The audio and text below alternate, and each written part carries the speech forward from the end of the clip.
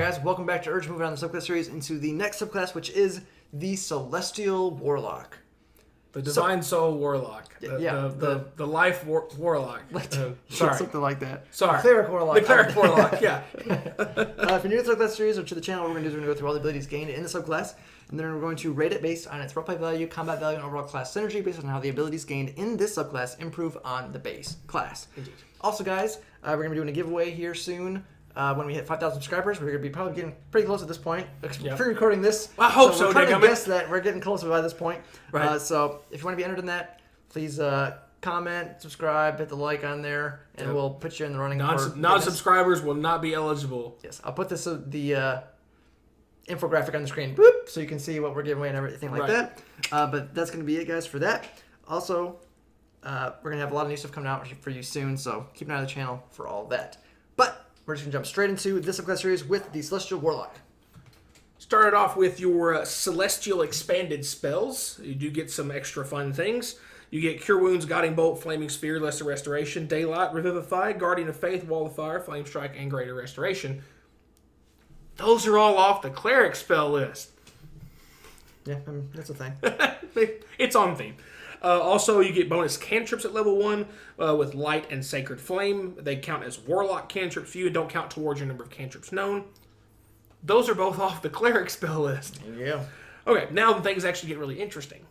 Starting at level 1, your Healing Light. So, you have a pool of D6s that you can use to fuel healing. The number of dice is equal in the pool is equal to 1 plus your Warlock level. As a bonus action, I like this. You can heal one creature you can see within 60 feet of you. Spending dice from the pool, the maximum number of dice you can spend at once is based on your Charisma modifier. Roll the dice, add them together, and restore that number of hit points equal to the total. You regain all the dice in the pool per long rest. It's a per day thing, but very cool. It's very helpful because you as a Warlock don't have a lot of spell slots. Right.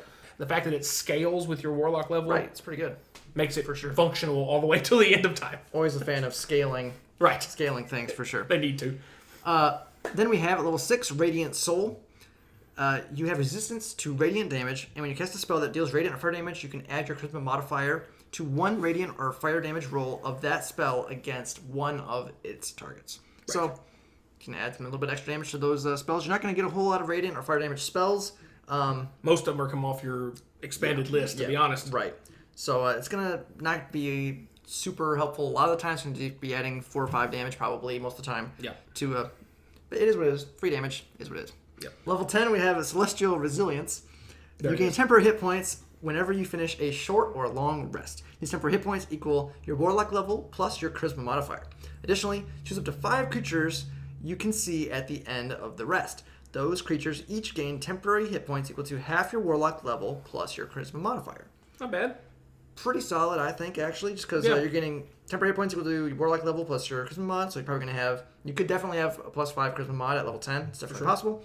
And half your Warlock level, you're going to gain about 15 temp HP for you. Yep. And your allies could be gaining 9 or 10-ish temp HP, depending on how many allies you have. If you have a bigger party, 5 other creatures, if you have 6 people in your party, you just, did extra pre-healing of 50 preventative damage. Yeah, right. Preventive, preemptive. Yeah.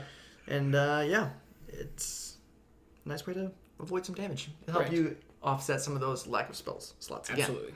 Level 14, we have Searing Vengeance.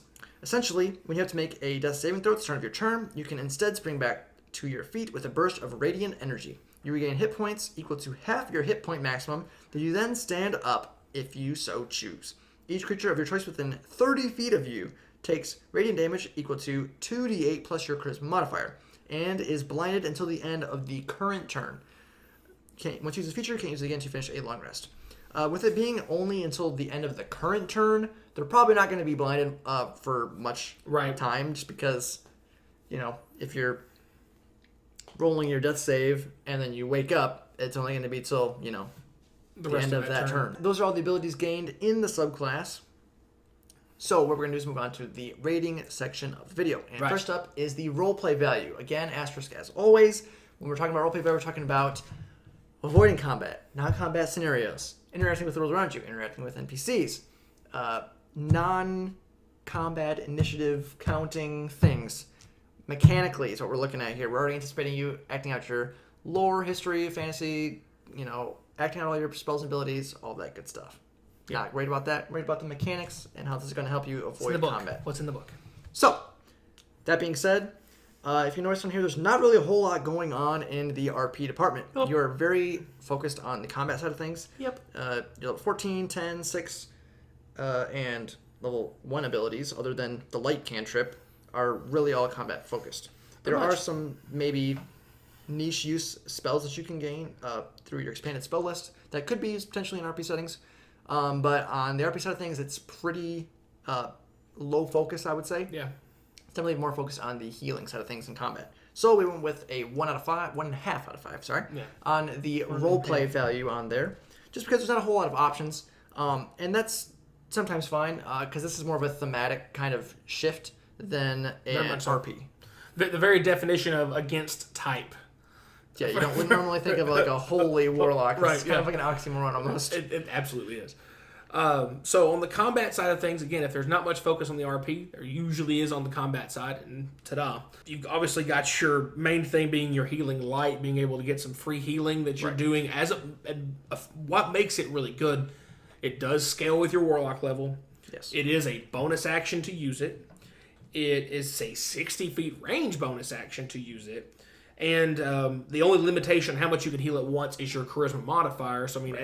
So, once you get to that level, how you can at least do 5d6, a turn with healing if you so choose to spend that much at once, if you want. And as far as the amount of healing, it kind of falls in between a healing word or a cure wounds. So it's a d4, d8, this is d6. But this scales better than those. For bigger chunks, this scales better than those do. Especially for a warlock, you're limited spell slots. Super limited, so it kind of gives you a good workaround for that. Getting to do extra damage is never bad with Radiant and Fire. Drawback is you don't have a lot of Fire and Radiant spells you have access to. Also, as a Warlock, you don't have very many spells to go from. Eldritch Blast is still your best cantrip to use if you do get Sacred Flame. It's not a bad option, but Eldritch Blast in most scenarios is a better choice because it's multiple chances to hit, so you have less opportunity to have all or nothing damage. If you take an Agonizing Blast cantrip, you're going to get that same charisma modifier bonus to Eldritch Blast as you would just with Sacred Flame cantrip as well. Right. The temporary hit points thing is better than more than I like for temporary hit points normally. Temporary hit points, it's fine, whatever. But the fact that it doesn't cost you anything else, and again, also scales with your warlock level, and your charisma modifier, so that works well. And you get it back every short or long rest. So you've always the start of every period of time. Everybody in your party, unless you've got a really big party, is getting some free health. Again, you can't out-heal damage in D&D 5th edition, so any way you can prevent that damage is helpful. Definitely. And finally, just being able to get up once for free when you've been knocked unconscious back to half health. The damage and blind effect is negligible, but getting back to half health for free. Because originally we first started reading this, we're like, oh, when you hit a death saving throw, you're like, you don't want to be dead. Death saving throw. You're like, oh. You're like, yeah. But you don't want to be there. But it's not like I'm just going to get back up to 4 health or something or 5 health. You get half your health back. So you're getting an extra half of yourself to stay alive in combat with. Again, helping you not to worry about spending your spell slots to heal as much because if I go down, I'm going to get back up for free anyway at least once. So and you're doing a little bit of damage too as well, which they just take it. Yeah, right. They just take it. And there's no saving throw for it. So they're going to take the damage and be blinded for the rest of that turn. Okay, fine. Don't worry about that. But again, with all the focus on combat, good ways to avoid using your minimal spell slots within the subclass. Let you use them how you want to. We went with a 4 out of 5 on possible combat. Really, probably the only way I could see this being better for combat is if that blind lasted at least for a round or a turn, a full everybody's turn. That'd probably be too good though. I mean, but it's once. Only when you get knocked down once a day, you blind all enemies within 30 feet. It's your capstone ability. All right. Yeah. 14. And the Radiant Soul you need more access to fire damage spells and radiant spells to really work off that, and if it hit multiple targets. Yeah, it's just much more effective in combat as a warlock healer than you think it would be when you first read the idea. definitely interesting on the combat side. Definitely more viable than initially you would think. Yeah. Lastly, we have the overall class synergy. Moving on to the last part here. Yep. And with the class synergy on here, the main things you're working with are the invocations primarily, because there's not really a lot to work with. You have your pact and your invocations. That's really it. Pretty much it. You get your Mystic Arcanum, which is just more spell slots, and level 20, higher levels. we just get all your spell slots back one extra time in between rests. That's it. Yeah, pretty much. It's level 20, so good luck with that. Right. So that being said, looking at the synergy side of things, you get some interesting things here. And one thing I want to point out immediately is you get additional Eldritch Invocations in this book as well, Which are clearly geared to go with definitely the two for subclasses sure. that are For in sure. this book. So one of these that is definitely major is it's called Gift of the Ever Living Ones. Whenever it's a Pact of the Chain feature, which if you think about it, being a healer and being able to use your Find Familiar with an imp, you can do some interesting things with that. Like cure wounds at a distance. Right. So there's the cool things that you can do. Definitely some synergy on there. Yep. But then also, whenever you gain hit points while your familiar is within 100 feet of you, treat any dice rolled to determine the hit points you regain as having rolled their maximum value for you. So whenever you have to heal yourself, as long as your familiar is alive, you're maxing out the healing on yourself. Yep. Which is huge. So because that way it's letting you focus more on other people, and you're not having to use as many dice on yourself because you know exactly how much you're going to be healed. Also works for your hit die because it doesn't specify spell. Right. Whenever you regain. Regain hit points. So even on a short rest, you're rolling hit die. Right.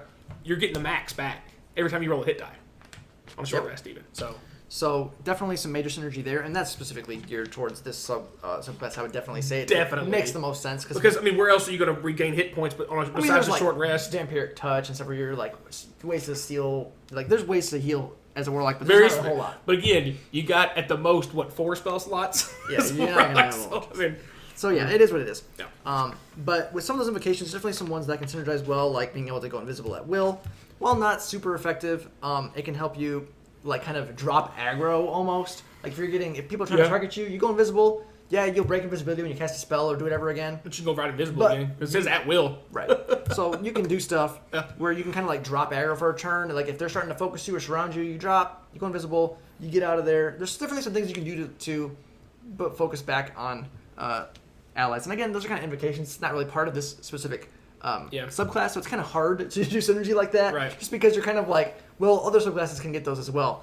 Yes, but some classes. Some of them are more geared toward like the whole healing. Obviously, is the best fit with the Celestial Warlock. Yeah. So that being said, and having the healing light thing that scales with your warlock level is huge. Being able to scale up with you. Yep. Being able to scale up the Celestial Resilience, where you're getting temporary hit points, is also pretty big and can be very helpful. And the synergy with how you're getting healing light, and if you do Pact of the Chain is probably gonna make the most sense because you can have your familiar to deliver spells and things as well for you.